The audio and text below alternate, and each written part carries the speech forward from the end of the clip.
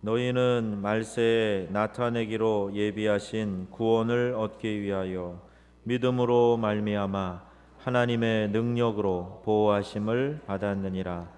그러므로 너희가 이제 여러 가지 시험으로 말미암아 잠깐 근심하게 되지 않을 수 없으나 오히려 크게 기뻐하는도다. 아멘. 기쁨, 이것은 신앙의 표지라고 합니다.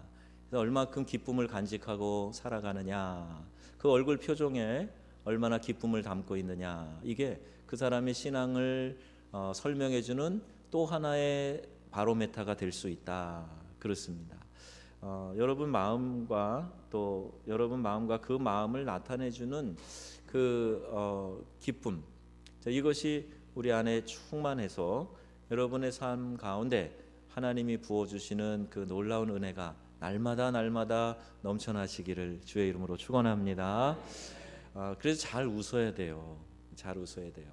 저도 자꾸 지금 이마에 내천자가 점점 진하게 보이게 돼서 이게 왜 그런가, 이게 무슨 회개할 일이 있는가 생각하면서 보고 있는데 뭐 우리 피부야 우리 세포야 뭐 어떻게 하겠습니까? 그런데 자꾸 이렇게 웃으면요, 웃는 근육이 발달해 가지고 웃는 상이 될 수가 있어요.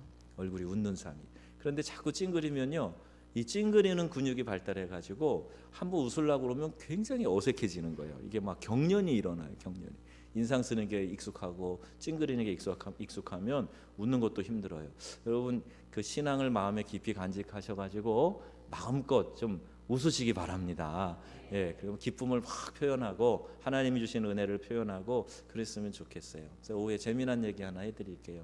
청와대로 소풍간 아이가 감상문을 쓰는데 돌아와서 학교에서 감상문 쓰라는 과제를 내주었는데 한 줄로 단 1분에 한 번에 쓴 그게 1등을 했대잖아요. 그게 뭐라고 썼는가? 그 내용이 이렇게 되어 있어요. 나는 오늘 앞으로 내가 살 집에 갔다 와서 좋았다. 이 한 문장이 1등 했다는 거예요. 생각이 중요합니다. 뭘 생각하며 사느냐가 중요합니다. 어떤 이야기를 주로 듣고 어떤 것을 늘 생각하느냐, 이게 중요해요. 관심이 있으면 자주 보이게 되고 자주 생각하게 되는데, 기왕이면 그 관심을 긍정적인 것을 관심을 가지셔서 좋은 것을 보는 눈이 있어야 돼요. 그래야 내가 행복합니다.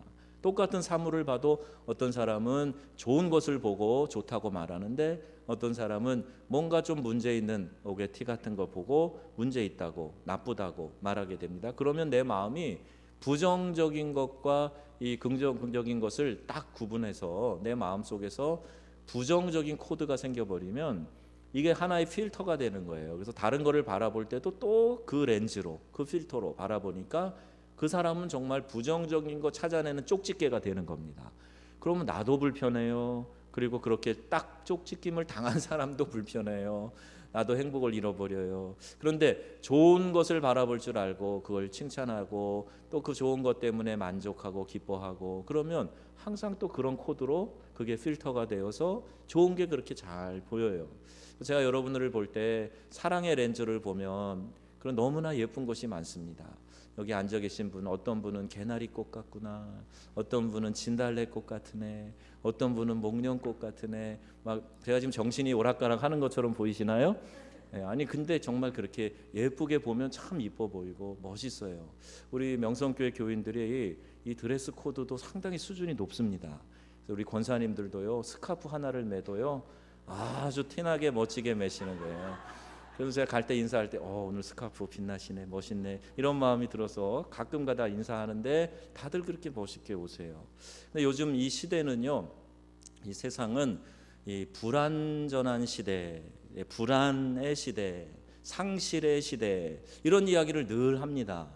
그래서 이 방송을 듣거나 무슨 뭐 드라마를 보거나 뉴스를 듣거나 뭐 책을 읽거나 어떤 잡지를 보거나 하여튼 우리의 마음을 불안하게 만드는 것들이 많이 있어요. 그래야 사람들이 자극을 받고 눈길을 주고 이게 뭐야, 그리고 호기심 갖고 보고 그러는 거예요. 그러니까 자꾸 그쪽에 어려운 것들을 우리에게 관심을 그렇게 끌어가는 거죠. 이러한 시대에 심심치 않게 들리는 말들이 뭐예요? 공황장애라는 말도 심심치 않게 들립니다. 이 말은 하도 세상이 어수선하고 혼란하다 보니까 괜시레 마음이 불안하고 무슨 일을 해도 정신이 집중되지 않는 상태, 그것을 가리키는 의학적인 용어가 공황장애입니다. 근데 여기에 제대로 걸리면요, 진짜 아무것도 못해. 고통스러워서 아무것도 할 수 없습니다. 근데 일반적으로 일단 공황장애에 걸린 사람은요, 조그만 일에도 깜짝깜짝 놀래고 손가락 하나 까딱하기 싫을 만큼 무기력증에 빠지고 그런답니다. 어떤 신문에는 우리 IMF 한파가 왔을 때 그때 우리 국민의 적어도 20% 가까이는 가벼울지라도 이 가벼운 공황장애 증세가 있었다. 이렇게까지 이야기를 하는 것이 있습니다. 근데 아마 지금은요 더 많이 늘어났을 거예요.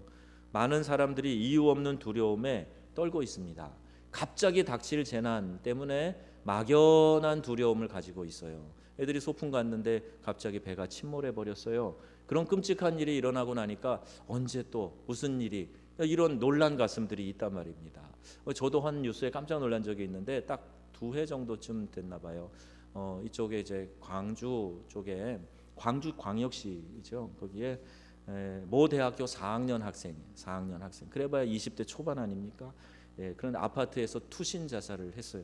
그런데 아파트에서 떨어지는 그 순간에 그 아파트에 사는 한 젊은 부부, 남편이 7급 공무원이래요. 30살 됐는데, 근데 그 남편을 마중 나가기 위해서 나온 아내가 남편 위로 사람이 떨어져 갖고 남편이 죽어버렸어요. 그러니까 이 끔찍한 상황을 눈앞에서 봤는데 6살짜리 아이와 8개월 된 아이를 복중에 두고 그 끔찍한 장면을 아이랑 같이 본 거예요. 한번 생각해 보세요. 그게 내일이라고 생각해 보세요. 지금 갑자기 하늘에서 뭐가 뚝 떨어지면 남편이 죽어버렸어요. 이런 끔찍한 일이 언제 어떻게 우리에게 닥칠지 우리는 모릅니다. 우리 늘 불안한 거, 우리 자동차 타고 다니고 일하러 다니고 그러는데 우리가 무감각해서 그렇지 사고는 항상 우리 주변에 있어요. 우리 몸의 암세포가 수천 개씩 하루에 만들어졌다 없어진다 그러잖아요. 그런데 없어지지 않으면 이게 문제가 되는 거예요. 그러니 어떻게 우리가 보장합니까? 밤에 잘 때 이불 덮고 자서 반드시 내가 깨어난다는 확신 우리가 가져요? 그냥 모르고 자는 거지. 그런데 아침에 하나님 생명 주셔서 감사합니다. 그리고 깨는 거 아닙니까? 오늘 하루도 하나님 은혜 가운데 살겠습니다. 그리고 살고 하루를 다 살고 주님 감사합니다. 이렇게 사는 게 인생이에요. 뭐 뾰족한 다른 게 있는 것이 아니라 날마다 내가 하나님의 은혜 안에서 삽니다. 그 고백 갖고 사는 게 우리 성도들의 삶인 줄로 믿습니다. 그러니까 여러분 뭐 이렇게 대단한 거 생각하지 마시고 매일매일 하나님의 은혜 가운데 살겠습니다. 이런 마음을 갖는 거예요. 자, 이 공황장애 시대, 이 현대인들에게 딱 들어맞는 본문이 오늘 본문에 등장하고 있는 이 내용입니다. 네로 황제의 박해 때에 생명의 위협을 받고 있는 소아시아 지역의 그리스도인들, 그들을 위로하기 위해서 베드로가 쓴 편지가 베드로 전후서가 되는 겁니다. 베드로는 이 본문에서 심각한 두려움에 쌓여 있는 교인들에게 힘과 용기를 가져라 이렇게 위로하고 있는 것입니다.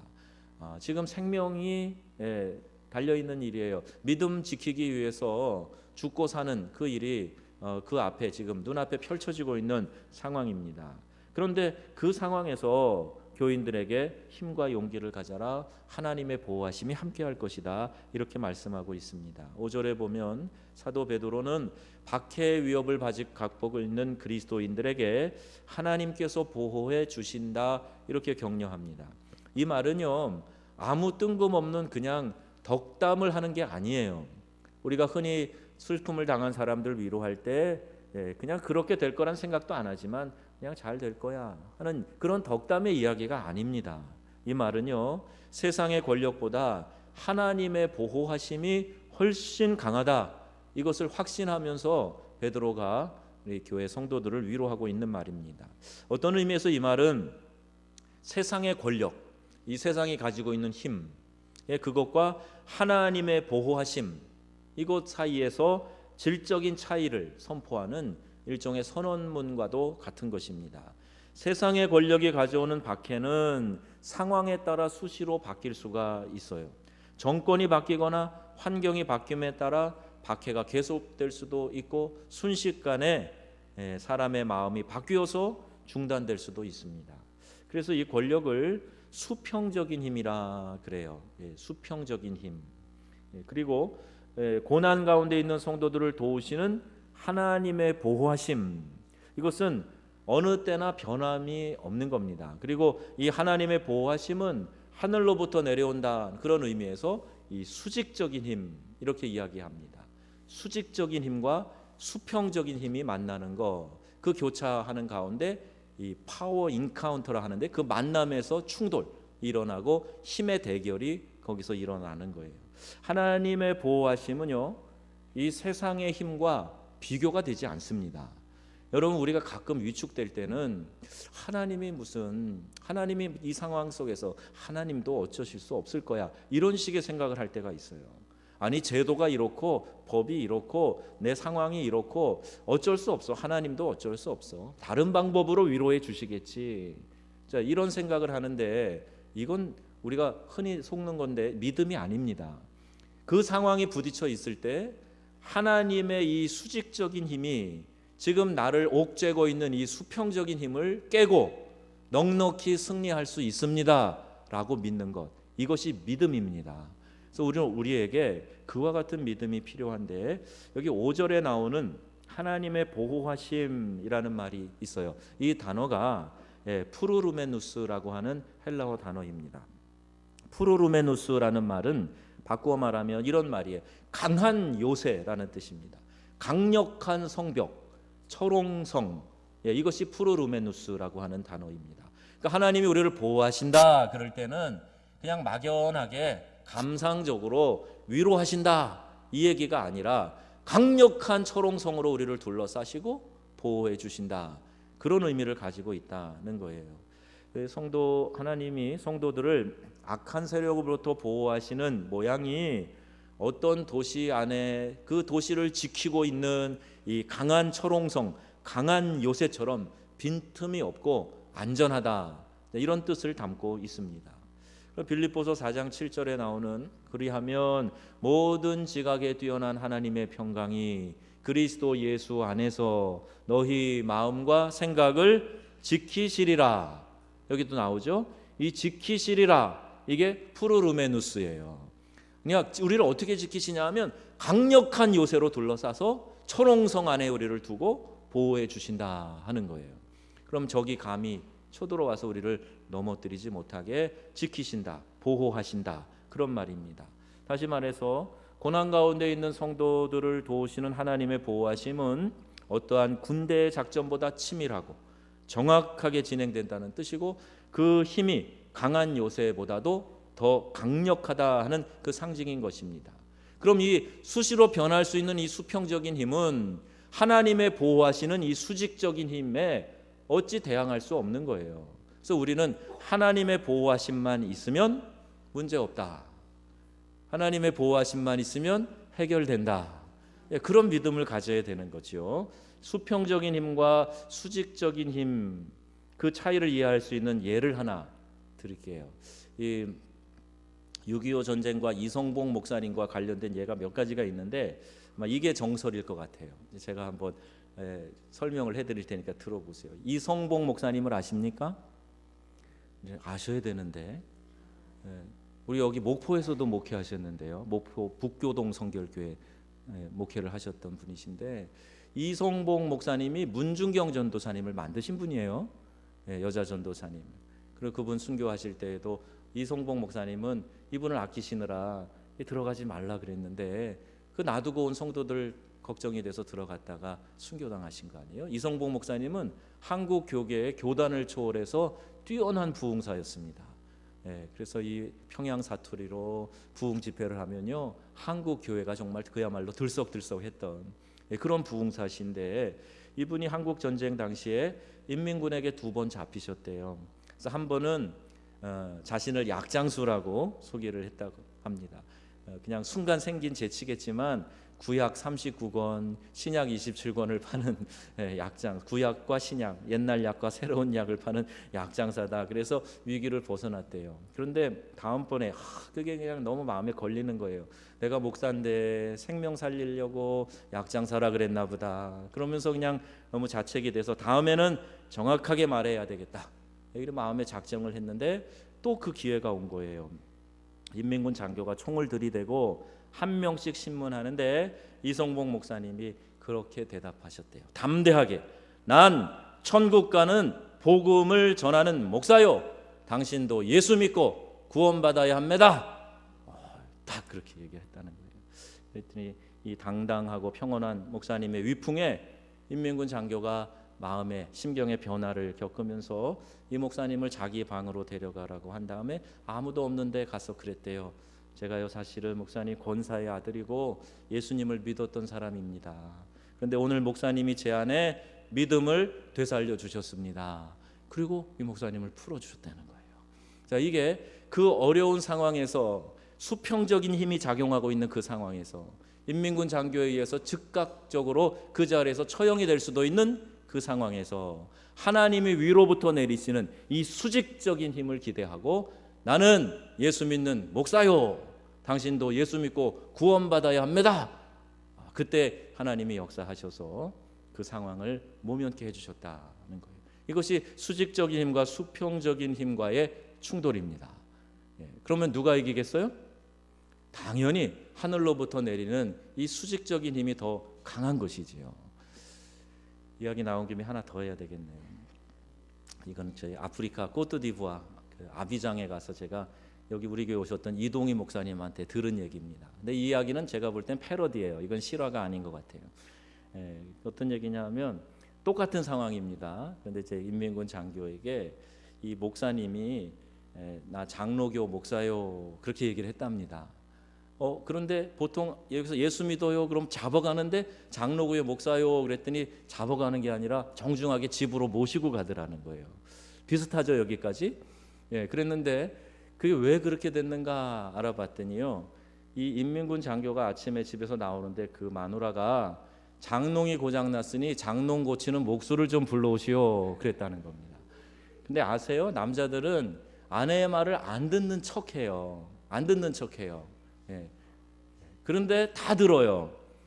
다 들어요. 그래갖고 이제 그게 계속 귓가에 맹맹맹맹맹 돌다가 장롱 고치는 목수 어디서 찾지? 그러는데 장로교 목사요. 그랬는데 장롱 고치는 목수요. 이렇게 들려갖고 집으로 모시고 갔다는 얘기 아닙니까? 장롱 고치라고 패러디 같아요. 이거는 그냥 웃으시라고 드린 말씀입니다.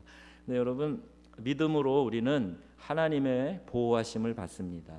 모든 그리스도인들이 이러한 보호를 무조건 받는 것은 아니에요. 5절 말씀 보니까 하나님의 능력으로 보호하심을 입었나니 이런 구절이 앞에 있어요.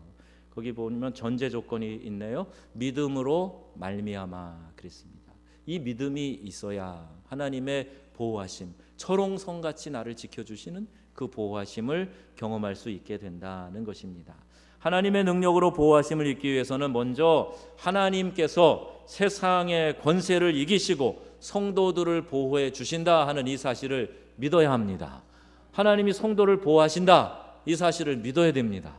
하나님이 당신의 사랑하는 자녀들을 아버지의 마음으로 보호해 주신다 이 사실을 믿으시기 바랍니다. 그 믿음이 있어야 하나님의 이 프로루메누스 보호하심이 우리의 삶 속에서 나타나게 된다는 거죠. 이러한 믿음이 있는 사람은 보호를 받을 수 있고 믿음이 없는 사람은 하나님의 보호와는 거리가 멀고 자기의 능력과 힘으로 그렇게 파닥파닥 그렇게 살아가야 되는 거예요. 믿음은 우리의 그리스도인들의 삶의 질을 결정하는 중요한 잣대가 될 수 있습니다. 믿음은 삶의 질을 결정하는 중요한 전환점이자 자녀로 하나님의 자녀로 신분을 상승시켜 주는 영적인 엘리베이터와 같은 겁니다. 그래서 성경에 그토록 믿음에 대한 이야기를 하는 거예요. 내가 예수 그리스도를 믿어서 내 안에 그리스도가 계신 그 상황, 이것이 나에게 믿음이라는 것인데 이 믿음을 갖게 될 때 하나님은 그를 영적으로 상승시켜 주시는 쭉 올려주신다는 거예요. 믿음이 있는 사람은 하나님이 그 자리에 그렇게 두시는 게 아니라 붙들어서 쭉 끌어올려 주신다는 거예요. 수직 상승하는 거예요. 독수리가 날개를 쫙 펴고 상승 기류가 일어날 때 그 기류를 타고 하늘로 쭉 올라가듯이 믿음의 날개를 쫙 펼치면 하나님이 불어주시는 바람으로 수직 상승할 수 있게 된다는 겁니다. 여러분, 우리가 기도해야 될 것 두 가지가 있어요. 하나는요, 하나님 우리에게 부흥의 바람을 불어 주시옵소서, 이 기도를 해야 돼요. 하나님이 불어주시지 않으면 인간이 무슨 노력을 해도 부흥은 일어나지 않습니다. 이건 하나님이 하시는 일이에요. 하나님 우리에게 부흥의 바람을 불어주세요. 그리고 또 두 번째 기도할 게 뭐야?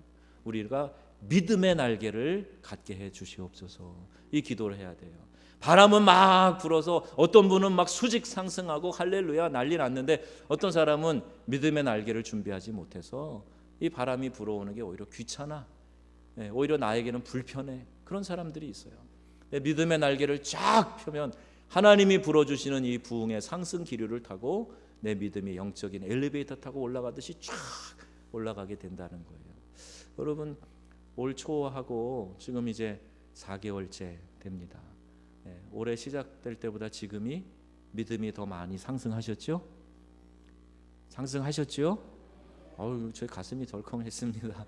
우리 특세도 하고 뭐 작정의 밤도 하고 열심히 막 부흥하는 은혜 받는 시간들을 준비했는데 그 하나님이 우리에게 기회 주실 때 믿음의 날개를 쫙 펼 수 있어야 됩니다. 그래서 이 두 가지를 위해서 꼭 기도하시기를 부탁드립니다. 부흥의 바람을 불어주세요. 저에게 믿음의 날개를 잘 준비하게 해주세요. 믿음이 얼마나 중요한가? 심리학적으로도 큰 영향이 있습니다. 아니 뭐 신앙은 둘째치고요, 심리학적으로도 영향이 있다는 거예요. 뭐 신앙의 세계는 더 말로 할 것도 없겠지요. 샌프란시스코의 금문교 1937년에 완공됐는데 2.7km, 공사 과정이 너무 높고 위험해서 공사들이 이 공사하는 현장의 인부들이 매우 겁을 많이 냈다고 합니다. 그도 그럴 것이 5명이 추락해서 죽었어요. 그러니까 사람들이 막 겁이 나서 이 공사를 쉽게 하지 못하는 그런 상황이었습니다. 누군가 지혜를 내고 그래서 이 다리 밑에다가 거대한 그물을 쳐놓은 거예요. 누가 떨어져도 생명은 건질 수 있도록 그물을 쳐놨어요. 그러고 나니까 사람들이 그래, 내가 실족해서 떨어져도 그물이 나를 받쳐줄 거다 하는 믿음이 생기니까 그때부터 더 일을 마음 놓고 잘하게 되고 그 이후로는 오히려 추락 사고가 없었다는 거예요. 자, 이게 믿음입니다. 심리학적으로 작동하는 믿음이에요. 하물며 하나님께서 우리와 함께 하신다, 하나님이 우리를 도와주신다, 프로루메누스, 하나님이 우리를 강력한 요새로 보호하신다, 이 믿음의 확신이 있는 사람에게 아무런 변화도 없겠느냐는 거예요. 우리 삶에 아무런 변화도 안 나타나고 여전히 두려워 떨고 여전히 그 자리에 주저앉아 울고 있고, 이게 뭡니까? 하나님이 나를 보호하신다 하는 이 믿음의 확신을 가지고 어떠한 상황에서도 어떠한 어려움에서도 하나님이 나를 보호하시고 인도하신다라는 이 믿음이 기적을 만들어냅니다. 이 확신을 가지고 여러분 믿음으로 일어서기를 주의 이름으로 축원합니다. 믿음이 없는 사람은 믿음이 없이는 하나님을 기쁘시게 하지 못하나니, 이런 말씀을 히브리서에 있는 말씀 기억해야 돼요. 우리가 믿음을 가지고 나아갈 때 하나님께서는 우리의 가진 그 믿음을 보고 기뻐하시고 자기를 찾는 자들에게 상 주시는 이시다, 이렇게 우리에게 말씀해 주고 계세요. 믿음이 없는 사람은 그때나 지금이나 아무 일도 못하는 채 다리가 휘청하고 머리가 어지럽고 푸념만을 일삼습니다. 내가 못하면 다른 사람도 못하는 줄 알아요. 내가 믿음 없으면 다른 사람도 안 되는 줄 알아요. 그런 사람이 믿음 없는 사람이에요. 사랑하는 성도 여러분, 하나님은 모든 그리스도인들의 안전 그물이 되어주심을 믿으시기 바랍니다. 그래서 행여 우리가 실수로 발을 헛딛는다고 해도 하나님은 우리를 안전하게 받쳐주실 것이에요. 이 믿음을 가지세요. 믿음이 있고 없고의 차이가 위대함과 또 비참함의 차이를 만들어냅니다. 하나님께서 주시는 시험이 있어요. 6절 말씀 보시면 이제 여러 가지 시험을 인하여 잠깐 근심하게 된다, 이런 말씀이 소개됩니다. 이때 사용되는 여러 가지 시험이라는 말은 도키메온이라는 단어라고 말씀드렸죠. 그래서 의사들이 치르는 자격 시험 같은 겁니다. 자격증을 얻기 위해서 보는 시험이에요. 테스트하는 겁니다. 지금 그 믿음이 어느 정도 수준에 있느냐 이것을 가려내기 위해서 자격 시험 보는 거예요. 사람들은 종종 자신이 받는 고난과 시험이 우리를 낙심시키거나 좌절시키려고 생긴 것이다, 이렇게 오해하는 경향이 있어요. 시험 때문에 믿음이 자라지 않는다고 불평하는 사람들은요, 대부분 이런 오해를 갖고 있는 사람들입니다. 그렇지 않습니다. 하나님이 주시는 시험은 우리를 넘어뜨리려는 것이 아니고 우리가 보다 나은 모습으로 성장하기 위하여서 우리에게 그 자격의 통과 의례의 시험을 허락하신다는 거예요. 여러분 통과하셨습니까? 시험이 나에게 올 때 이건 테스트구나, 하나님이 지금 나를 테스트하시는구나, 그리고 그 시험에 여러분 잘 합격하시기를 바랍니다. 시험을 통과하는 건 기쁨이 있어요. 아주 기쁨이 있습니다. 그래서 내가 통과했다는 것 때문에 이만큼 내가 한 단계 올라섰다라고 하는 그런 감격이 있어요. 제도적인 진급장치라고 생각하시고 하나님께 인정받아야 되겠다라는 그 믿음의 선한 욕심이 있어야 됩니다. 하나님, 난 늘 언제나 요 모양이에요. 자꾸 그렇게 하시지 말고, 하나님, 이번 주에도 주님 의지해서 제가 이런 어려운 일들이 있었지만 당당하게 이겨냈습니다. 할렐루야, 하나님 감사합니다. 이런 기도도 좀 드려보자는 거예요. 약하지만 하나님 도와주셔서 이번 한 주에도 이런 승리가, 넉넉한 승리가 있었습니다. 감사합니다. 이렇게 한번 해보자는 거예요. 그리고 보다 나은 모습으로 성장하겠다라고 하는 꿈을 가져야 됩니다. 시험이 올 때 아예 시험이 나에게 오는구나, 하나님께서 또다시 나에게 성장할 기회를 주시는구나, 이렇게 고백하고 외치시기를 바라요. 하나님, 저에게 이런 도전이 오면 이제 제가 더 기도하겠습니다. 하루 30분 기도했었는데 하나님, 이런 시험이 오니 제가 이제 1시간씩 기도하겠습니다. 새벽 제단은 작정해서 쌓고 기도하겠습니다. 내가 이렇게 기도하는데도 여전히 빨리 이 어려움이 사라지지 않으니 제가 금식하여 기도하겠습니다. 자꾸 더 이쪽으로 나가는 거예요. 그러면 하나님이 우리를 인정해 주시고, 때로는 사단이 우리를 넘어뜨리려고 했다가도 기겁해서 도망가고, 건들기만 하면 더 나가는구나, 더 나가는구나, 아이고 차라리 가만 놔둬야지, 이러고 마는 거예요. 조금 건드리면 가서 그냥 울고 짜고 주저앉고, 그러면 재밌어가지고 계속 그러는 거예요. 요새도 그런 애들 있나 모르는데, 초등학교 다닐 때 고무줄 끈으로 다니고 여자애들 괴롭히고, 조금 뭐라 그러면 여자애들이 막 울고, 그러면 그거 재밌어가지고 막 그러는 나쁜 애들이 있었습니다. 저는 점잖아서 절대 안 그랬습니다. 그런 아이들 데려다가 혼내주고 그랬습니다. 그런데 나쁜 애들 왜 그럴까요?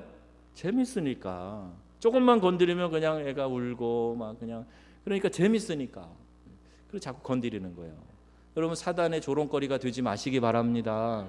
조금만 건드리면 그냥 주저앉고 울고 그냥 뒤돌아서고 뭐 믿음이 그냥 오르락 내리락 하고 이러면요, 재밌어가지고 자꾸 건드리는 거예요. 어떻게 하든 난 간다. 건드리면 건드려봐라, 내가 더 한다. 그리고 하나님께 그냥 찰싹 붙어가지고 더 열심을 내보세요. 그럼 그런 일 없어져요. 교회 주일날 자꾸 빠지는 분들이 물어보면 꼭 그런 얘기 하세요. 글쎄 교회 이번 주에 꼭 가려고 그랬는데 하필 이번 주에 이런 일이 생기더라고요. 그분은 계속 하필이 계속입니다. 하필이 계속 될 수밖에 없어요. 내가 무슨 일이 있어도 난 주일 예배 안 빠진다 작정하면요, 그 하필이라는 일이 막 줄어들어요. 그래서 이제 다른 일이 생기지도 않아요. 시대가 평온할 때는 진짜 신앙과 가짜 신앙 구별하기가 쉽지 않습니다. 그러나 시험이 닥쳐오고 어려움이 있고 그럴 때에 분명하게 알 수가 있어요. 불로 연단해도 남아있는 그런 믿음을 가지시기를 바랍니다. 진짜 신앙인은 어려울 때일수록 기도하고 모이는데 최선을 다합니다. 어려울 때일수록, 마음이 편치 않을 때일수록, 상황이 좋지 않을 때일수록, 환경이 좋지 않을 때일수록 기도하는데 꾸역꾸역 나오는 분이 그게 진짜 믿음 가진 사람이에요. 그런 의미에서 시험은 하나님 앞에서 진짜와 가짜를 구별하는 그런 저울과 같은 것이다, 이렇게 생각하시면 됩니다. 여러분, 목사는요, 성도들과 함께 울고 함께 웃는 사람입니다. 양을 알고 그들의 형편과 사정을 두루 살피고 인도해야 될 책임이 있기 때문에 양에게 꼴을 먹이고 영적인 양식을 먹이고 치료할 약을 먹이고 잔잔한 물가 푸른 초장으로 인도할 책임을 다하는 것, 이게 목회입니다. 이번 대신방 기간에 교인들의 가정을 방문하면서 용기와 위로, 또 승리, 회복에 대한 설교들을 자주 하게 됐는데 나름대로 힘든 시간을 보내는 성도들이 많이 보였기 때문에 그랬어요. 그러나 솔직히 내가 직접 겪어보지 않은 일들은요, 잘 공감하기가 어렵고 함께 아파하는 마음을 갖기가 어려워요. 그래서 하나님께서는 누구에게든지 고난의 풀무불을 통과하게 하시면서 더욱 성숙한 신앙과 인격을 만들어 가게 하시는 겁니다. 내 삶의 어려움을 경험해 볼 때 이해하고 공감하는 것이 깊어지고 진정한 사랑을 나눌 수 있게 되기 때문입니다. 성도도 목사도 어려움을 만날 수 있습니다. 그러나 신앙인은 그 어려움을 다루는 방식이 달라야 됩니다. 고난으로 인해서 그분이 또 내 안에서 함께 하시는 것, 이것을 더 깊이 느낄 수 있게 된다는 거예요. 내 마음에 어려움이 일어나고 또 마음에 열심이 식어지고 이럴 때 고난 받으신 예수님을 생각해 보는 겁니다. 죄 없으신 그분이 고통 받으셨던 것, 조롱 수치를 당하셨던 것, 이것을 한번 생각해 봐야 됩니다. 여러분, 우리는 믿음 안에서 어려움을 극복할 수 있습니다. 여러분 한번 따라해 보세요. 우리는 반드시 어려움을 극복할 수 있습니다. 우리는 반드시 승리합니다. 왜 그런가요? 하나님이 우리 아버지이시기 때문에 그렇습니다. 그분이 함께 하시기 때문입니다. 많은 사람들이 각자가 내가 정해놓은 한계를 그어놓고 그래서 그것 때문에 넘어서지 못하고 두려워해요. 미리 포기해 보입니다. 이제 다 망했다, 끝장이다, 더 이상 가망이 없다, 이렇게 함부로 말하게 됩니다. 그러나 엄밀히 말해서 신앙인들에게는 못 넘을 한계가 없어요. 하나님이 우리의 믿음을 시험할 때 이때 인생 승리의 기회가 왔다, 내 삶이 업그레이드되고 축복이 업그레이드될 기회가 왔다, 이렇게 믿음으로 받아들이시고 선포하시기를 바랍니다. 하나님을 의지하여 승리하시기를 축원합니다. 포기하지 말고 인내하면, 하나님께 엎드려 기도하면 하나님은요 우리를 연단하신 후에 반드시 축복하시고 다시 세워주실 줄로 믿습니다. 제발 포기하지 마세요. 여기가 끝인가? 이런 말씀 하지 마세요. 하나님께 한번 간절히 매달려 보시고 그 다음에 얘기해도 늦지 않습니다. 간절함을 가지고 나아가면요 길이 있어요. 해결책이 있습니다. 어떤 어린아이가 이발소에 갔는데 이발하는 비용이 10,000원이었어요. 그래서 이 아이가 딱 보니까 또 다른 게 써 있는 거예요. 그래서 저 이발사한테 물어봐요. 이발하는데 얼마예요? 10,000원이다. 아저씨 면도하는 데는 얼마예요? 5,000원이다. 그러니까 이 아이가 순간 지혜를 발휘해서 아저씨 저 여기 면도해 주세요. 이제 이렇게 얘기를 했다는 거예요. 5,000원 더 싸잖아요. 그죠? 어려울 때는 내가 집중해서 생각하고 기도할 때는 하나님께서 우리에게 포기하지 않으면 길을 열어 주십니다. 내가 이전에 생각하지 못했던 희한한 방법으로 하나님께서 길을 열어 주세요. 성경은 말씀합니다. 내게 능력 주시는 자 안에서 내가 모든 것을 할 수 있느니라. 그래서 하나님이 함께 하시면 한계를 넘어설 수 있다. 믿으시기 바랍니다. 하나님 우리 아버지세요. 안전 그물이시고 보호자 역할도 해주세요. 십자가의 은혜, 그것을 믿기만 하면 우리는 하나님의 자녀가 됩니다. 여러분 지금 시련당하고 있으면요 의지적으로 기뻐하세요. 의지적으로 기뻐하세요. 하나님께서 그 시련을 통해서 여러분을 비밀리에 성장시키고 훈련시키고 또 여러분을 통해서 귀한 일들을 이루어 가실 것이기 때문입니다. 우리 주님의 평안이 저와 여러분에게 함께 하시기를 우리 주 예수님의 이름으로 축원합니다. 아멘.